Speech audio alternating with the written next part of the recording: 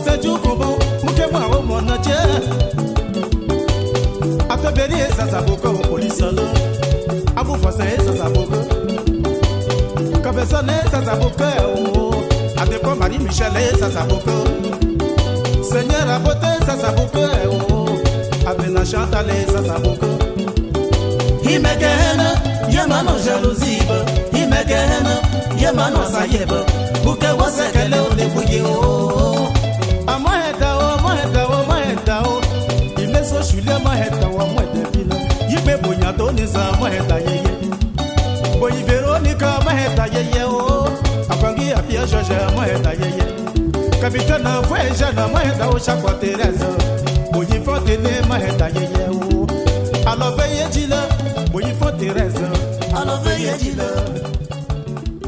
Alove yejila Zora Boniface Alove yejila Alove